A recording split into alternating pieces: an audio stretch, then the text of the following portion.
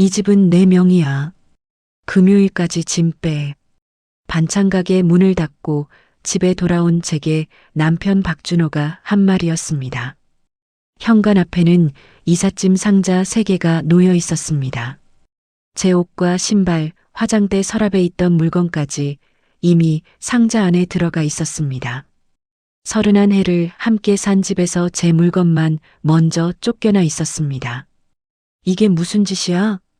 준호는 소파에 앉은 채 텔레비전만 바라봤습니다. 백은주 씨랑 새로 시작하려고 해. 당신한테는 1억 줄 테니까 작은 전셋집 구해. 그 여자는 부동산 상담만 해주는 사람이라며? 사람 마음이 바뀔 수도 있지. 그는 사과 대신 금요일이라는 날짜만 다시 강조했습니다. 그날까지 안 나가면 짐 전부 창고로 보낼 거야. 저는 울며 매달리지 않았습니다. 왜 하필 금요일인지부터 궁금했습니다. 새 여자와 살고 싶다면 오늘이라도 저를 내보내고 싶었을 텐데 준호는 금요일을 기한처럼 못 박았습니다. 다음 날 아침 현관문이 열렸습니다. 백은주라는 여자가 줄자와 가구 배치도를 들고 들어왔습니다. 제게 인사도 제대로 하지 않은 채 거실 창문 길이를 재더니 안방으로 향했습니다. 지금 뭐 하시는 거예요? 은주는 안방 벽에 줄자를 댄 채 대답했습니다. 이혼 합의 다 끝났다고 들었어요. 저도 곧 여기서 살 사람이니까 가구 배치를 미리 보는 거예요. 누구와 합의가 끝났다는 거죠? 현금 1억 원 받기로 하셨다면서요. 저는 준호를 돌아봤습니다. 그는 냉장고 문을 연 채 제 시선을 피했습니다. 제가 모르는 사이 두 사람은 제 집과 제 돈, 제가 나갈 날짜까지 정해놓은 것 같았습니다. 은주가 나간 뒤 딸 서연에게 전화했습니다. 서연아, 이 집 등기부를 한번 확인해 줄 수 있니? 잠시 뒤 딸에게서 다시 전화가 왔습니다. 평소 침착하던 아이의 목소리가 떨리고 있었습니다. 엄마, 아빠가 넉 달 전에 이 집으로 1억 8천만 원을 빌렸어. 저는 식탁 의자를 붙잡았습니다. 무슨 돈을 그렇게 많이 빌려? 그게 끝이 아니야. 집도 금매로 올라와 있어. 매물 설명에는 현재 거주자, 이번 주 퇴거 예정이라고 적혀 있었습니다. 중개를 맡은 곳은 은주의 부동산이었고 매수인에게 계약금 3천만 원까지 받은 상태였습니다. 금요일은 은주가 들어오는 날이 아니었습니다. 매수인이 잔금을 치르기 전에 집을 마지막으로 확인하러 오는 날이었습니다. 준호는 제가 집에 남아있으면 거래가 틀어질까봐 먼저 저를 내쫓으려 했던 겁니다. 저는 56 한미숙입니다. 25살에 준호와 결혼해 딸 하나를 키웠고 아파트 상가에서 반찬 가게를 운영하며 살았습니다. 집은 남편 명의였습니다. 하지만 계약금에는 친정 어머니가 보태주신 돈이 들어갔고 주택대출도 오랫동안 제 가게 계좌에서 빠져나갔습니다. 1억 8천만 원은 어디에 썼어? 제가 묻자 준호는 놀라지도 않았습니다. 4명의 집으로 내가 대출받은 건데 뭐가 문제야? 같이 사는 집이잖아. 퇴직금이랑 합쳐서 투자했어. 집 팔면 대출도 갚고 당신 돈도 줄 수 있어. 내가 사는 집을 팔면서 왜 한마디도 안 했어? 당신한테 말하면 겁부터 먹고 반대했을 거잖아. 그는 자신이 저보다 멀리 내다보고 큰 결정을 내린 사람처럼 말했습니다. 1억이면 당신도 손해보는 거 아니야. 이 집을 살 때 우리 엄마 돈도 들어갔어. 대출도 내가 갚았고. 준호가 피식 웃었습니다. 당신이 밥값 냈다고 식당 주인이 되는 건 아니잖아. 같이 살면서 낸 돈은 생활비야. 그 한마디로 31해가 지워지는 것 같았습니다. 서연은 당장 집을 비우지 말라고 했습니다. 엄마는 왜 지금까지 등기부 한 번 안 봤어? 대출이 빠져나가는데 명의가 아빠 혼자인 것도 그냥 둔 거야? 딸의 목소리에는 걱정과 답답함이 섞여 있었습니다. 저도 순간 서운했습니다. 엄마가 바보라서 그런 줄 아니? 가족끼리 매달 등기부를 떼어보며 사는 줄 알았니? 말을 내뱉고 나니 목이 메었습니다. 서연은 잠시 아무 말도 하지 않았습니다. 미안해. 엄마를 탓하려는 게 아니야. 너무 화가 나서 그래. 저는 딸이 화를 내는 이유를 알았습니다. 준호에게 직접 따지면 가정이 완전히 무너질까봐 아이는 가장 가까운 제게 먼저 분노를 쏟은 것이었습니다. 나도 이상하다는 생각은 했어. 그런데 확인하는 순간 정말 끝날까봐 무서웠다. 그날 처음으로 저는 제가 몰랐던 것이 아니라 알고 싶지 않아 미뤘다는 사실을 인정했습니다. 하지만 제가 남편을 믿은 책임과 남편이 그 믿음을 이용한 책임은 같지 않았습니다. 우리는 그날 반찬 가게 문을 일찍 닫고 창고에 보관해둔 통장과 서류를 꺼냈습니다. 몇 시간을 뒤진 끝에 25년 전 송금증 하나가 나왔습니다. 친정 어머니가 살던 집을 정리해 보내주신 1억 2천만 원이었습니다. 송금 메모에는 분명히 적혀 있었습니다. 미숙 아파트 계약금. 집을 계약하던 날 준호는 회사 대출을 받으려면 자기 단독 명의로 등기하는 편이 유리하다고 했습니다. 저는 부부 사이에 누구 이름으로 적혀 있든 무슨 상관이냐며 그대로 믿었습니다. 그 이름 하나가 훗날 저를 집 밖으로 밀어낼 무기가 될 줄은 몰랐습니다. 집을 산 뒤에는 주택대출 원리금이 제 반찬 가게 계좌에서 빠져나갔습니다. 보일러와 창호를 바꾸고 누수 공사를 할 때도 가게에서 번 돈을 사용했습니다. 모든 영수증을 다 찾을 수는 없었지만 제가 집 마련과 유지에 오랫동안 돈을 보탠 흔적은 남아 있었습니다. 준호는 자료를 보고도 인정하지 않았습니다. 내가 월급으로 생활비를 냈잖아. 당신이 대출을 낸 것도 역할 분담이었지. 그럼 함께 살 때는 역할 분담이고 집을 팔 때는 전부 당신 거야? 명의가 내 이름이잖아. 그에게는 그 말 하나면 모든 설명이 끝나는 모양이었습니다. 다음 날 저는 은주의 부동산 사무실을 찾아갔습니다. 은주는 저를 보자 불편한 표정을 지었습니다. 집 문제는 준호 씨와 이야기하세요. 저는 합의가 끝난 줄 알고 중개한 것뿐이에요. 제가 어떤 합의를 했다는 거죠?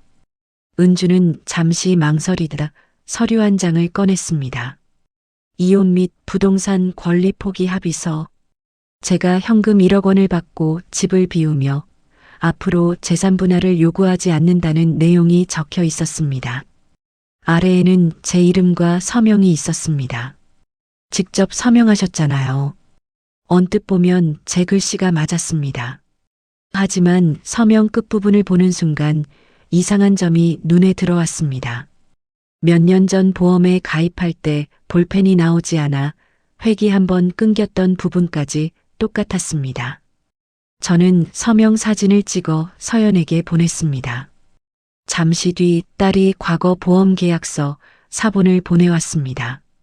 두 서명을 나란히 놓자 기울기와 간격은 물론 잉크가 끊긴 위치까지 정확히 같았습니다. 사람이 다른 날 2번 직접 쓴 서명이라면 나올 수 없는 모양이었습니다. 준호가 보험 서류에 있던 제 서명을 복사해 합의서에 붙인 것이었습니다. 그런데 은주는 바로 제 말을 믿지 않았습니다. 서명이 비슷하다고 위조라고 단정할 수는 없잖아요. 혹시 합의하셨다가 마음을 바꾸신 건 아니에요? 순간 얼굴이 화끈거렸습니다.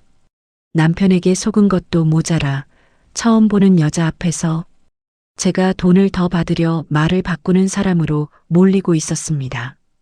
하지만 목소리를 높이지 않았습니다. 제 말을 믿으라는 게 아니에요.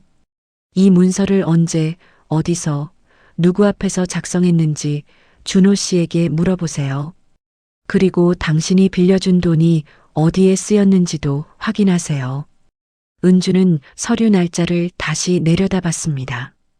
그날은 제가 친정 제사 때문에 사흘 동안 지방에 머물던 때였습니다. 준호가 말한 것처럼 집에서 합의서를 작성하는 것 자체가 불가능했습니다. 그제야 은주의 표정에서 확신이 조금씩 사라졌습니다. 저는 이게 진짜인 줄 알았어요. 제가 아직 그 집에서 살고 있다는 건 알고 있었잖아요. 은주는 시선을 내렸습니다.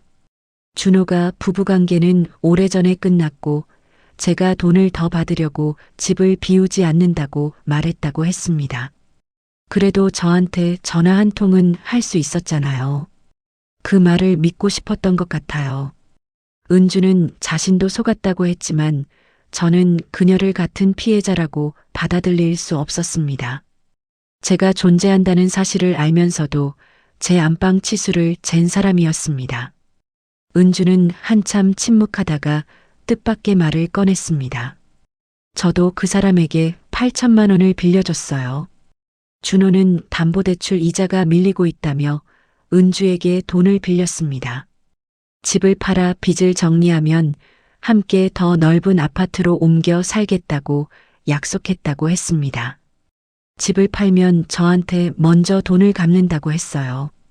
저한테는 집을 팔고 1억만 주면 끝이라고 했어요. 같은 집을 두고 준호는 두 여자에게 서로 다른 미래를 약속하고 있었습니다. 저는 은주에게 제 말을 믿으라고 하지 않았습니다. 내 말도 믿지 마세요. 대신 당신 돈이 어디에 쓰였는지 직접 확인하세요. 서연이 확인한 자료에 따르면 준호는 퇴직금과 담보대출금을 지방 전원주택 개발 사업에 넣었습니다. 전 직장 동료가 소개한 투자였습니다. 사업 부지의 인허가만 끝나면 1년 안에 투자금이 2배가 될 수 있다는 말을 믿었다고 했습니다. 하지만 인허가는 나지 않았고 개발업체는 자금 반환을 미루고 있었습니다. 담보대출금이 들어온 다음 날 대부분의 돈이 개발업체 계좌로 빠져나갔습니다. 은주에게 빌린 돈은 연체된 대출이자와 개인 카드 대금을 막는 데 사용됐습니다. 준호는 미래를 준비한 것이 아니었습니다. 이미 생긴 구멍을 다른 사람의 돈으로 막고 있었습니다. 그날 저녁 저는 준호에게 전화를 걸었습니다. 은주도 자신의 사무실에서 통화를 듣고 있었습니다. 투자금 거의 다 잃었다며? 잠시 침묵이 흘렀습니다. 누가 그래? 대출금이 들어온 다음 날 개발업체로 빠져나갔어. 준호의 말투가 달라졌습니다. 잃은 게 아니라 묶여 있는 거야. 인허가만 나오면 해결돼. 은주 씨한테 빌린 8천만 원은? 이번에는 더 긴 침묵이 이어졌습니다. 그건 잠깐 융통한 거야. 옆에서 듣던 은주가 휴대전화를 받아들었습니다. 나한테는 집 팔고 같이 살자고 했잖아요. 지금 미숙이랑 같이 있어? 제 질문에 대답해요. 준호는 오히려 은주에게 화를 냈습니다. 남의 부부 문제에 끼어들지 마. 은주의 얼굴이 굳었습니다. 함께 살 사람이라던 여자에게 그는 갑자기 남이라고 선을 그었습니다. 저를 속인 건가요? 지금은 투자금부터 살려야 해. 감정적으로 굴지 마. 전화는 그대로 끊겼습니다.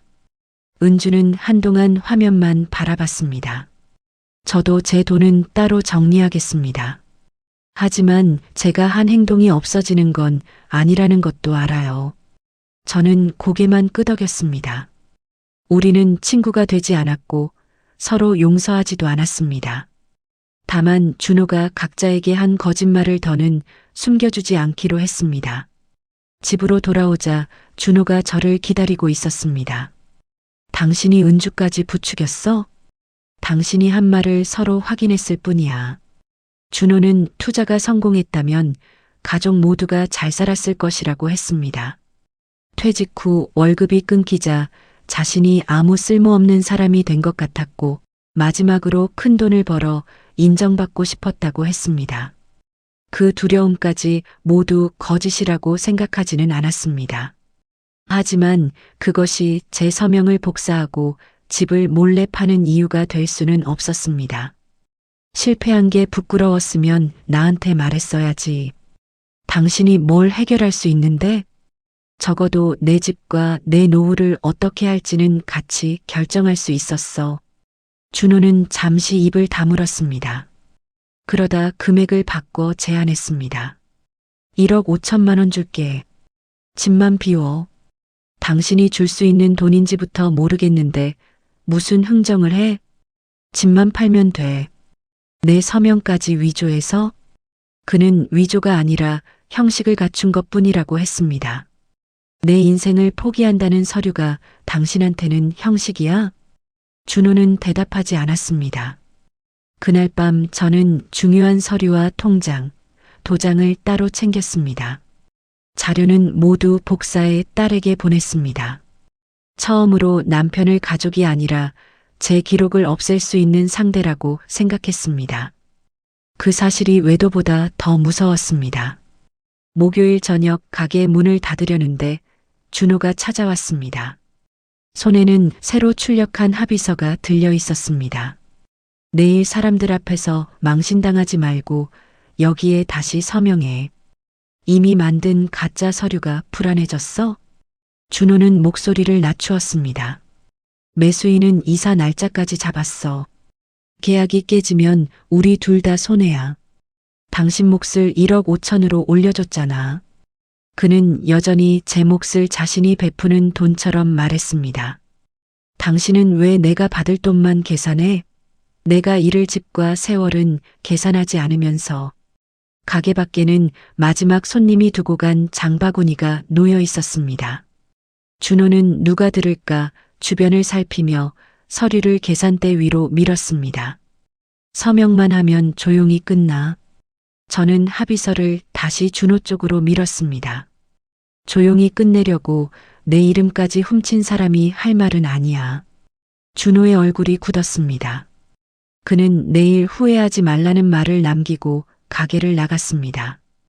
그 뒷모습을 보며 저는 금요일에 그가 순순히 물러서지 않을 것임을 알았습니다. 금요일 아침이 되자 준호는 제 짐을 다시 현관 앞으로 옮겼습니다. 상자 하나의 테이프가 뜯어지면서 제 옷이 바닥으로 흘러내렸습니다. 저는 옷을 다시 넣지 않았습니다. 상자 옆에 서서 매수인을 기다렸습니다. 잠시 뒤 매수인 부부가 집으로 들어왔습니다. 은주도 중개인 자격으로 함께 왔습니다. 준호는 아무 일도 없다는 듯 웃었습니다. 보시다시피 짐도 거의 다 뺐습니다. 잔금만 끝나면 바로 비울 겁니다. 제가 입을 열었습니다. 저는 이 집을 파는데 동의한 적이 없습니다. 퇴거하기로 합의한 적도 없습니다. 준호가 기다렸다는 듯 합의서를 꺼냈습니다. 이 사람이 직접 서명했습니다. 이제 와서 돈을 더 받으려고 말을 바꾸는 겁니다. 매수인이 서류를 받아들었습니다. 이게 한미숙 씨 서명이 아닙니까? 서연이 보험계약서, 사본을 합의서 옆에 놓았습니다. 같은 서명을 복사해 붙인 겁니다. 끊긴 획과 기울기가 전부 똑같습니다. 준호가 딸에게 소리쳤습니다. 내가 뭘 안다고 끼어들어. 아빠가 엄마 서명을 가져다 쓴 건 알아. 은주는 합의서 원본을 바라보다가 조용히 말했습니다. 저도 아직 누구 말이 전부 사실인지 판단할 수는 없습니다. 하지만 이 서명이 진짜인지 확인되기 전에는 잔금을 진행할 수 없습니다. 준호가 그녀를 노려봤습니다. 당신까지 이러면 어떡해? 저한테 한 말과 부인에게 한 말이 전부 다르잖아요. 매수인 부부는 집안에 거주하는 배우자가 매매에 반대하고 서명 문제까지 제기된 상태에서는 잔금을 치를 수 없다고 했습니다. 준호는 계약이 깨지면 손해를 모두 제가 책임져야 한다고 소리쳤습니다. 계약을 숨긴 것도 당신이고 서류를 만든 것도 당신이야. 당신 때문에 계약금 2배로 물어주게 생겼어. 그 책임까지 내 짐 상자에 넣어 내보낼 생각이었어? 준호는 저와 은주가 자신을 함정에 빠뜨렸다고 주장했습니다. 하지만 매수인 부부는 거래를 멈추고 사실관계부터 확인하겠다고 했습니다. 사람들이 나가자 준호는 갑자기 조용해졌습니다. 소파에 주저앉은 그는 두 손으로 얼굴을 감쌌습니다. 집을 못 팔면 대출이자를 감당할 수 없어. 며칠 전까지 저를 내쫓던 사람이 이제는 제게 도움을 구하고 있었습니다. 이번 한 번만 도와줘. 투자금만 돌아오면 전부 갚을 수 있어. 저는 현관의 이삿짐 상자를 바라봤습니다. 투자에 실패한 건 같이 해결할 수도 있었어. 그런데 당신은 해결하려고 나를 먼저 버렸어. 준호는 다시 집이 자기 명의라고 말했습니다. 저는 친정 어머니의 송금증과 대출 납부 내역이 담긴 서류철을 들었습니다. 당신 이름 하나로 내 31해까지 당신 것이 되는 건 아니야. 저는 그날 통장과 도장, 필요한 옷만 챙겨 딸의 집으로 갔습니다. 같은 공간에서 감정적으로 버티며 싸우기보다 정식 절차로 집과 부채를 정리하기로 했습니다. 과정은 짧지 않았습니다. 준호는 투자 실패도 부부가 함께 감당해야 할 손실이라고 주장했습니다. 저는 실패 자체보다 가족에게 숨긴 담보대출과 서명 위조를 문제 삼았습니다. 친정 어머니가 보낸 1억 2천만 원과 반찬가게, 계좌의 대출 납부 내역은 제가 집 마련과 유지에 실질적으로 기여했다는 기록이 됐습니다. 집은 빚과 제 기여분을 함께 따져 정상적인 절차로 정리됐습니다. 저는 제 몫과 반찬가게를 지켰고 준호는 투자 손실과 대출, 은주에게 빌린 돈을 직접 감당하게 됐습니다. 몇 달 뒤 저는 반찬가게에서 걸어서 10분 거리에 있는 작은 아파트로 이사했습니다. 예전 집보다 방도 하나 적고 거실도 좁았습니다. 하지만 이번에는 계약서와 대출 조건을 제 손으로 직접 확인했습니다. 현관 열쇠에는 작은 이름표가 달려 있었습니다. 한미숙. 마지막 상자를 집안에 들인 뒤 저는 문을 닫았습니다. 이번에는 누구도 제 허락 없이 제 짐을 싸놓지 않은 집이었습니다. 저는 제 이름이 달린 열쇠로 천천히 문을 잠갔습니다.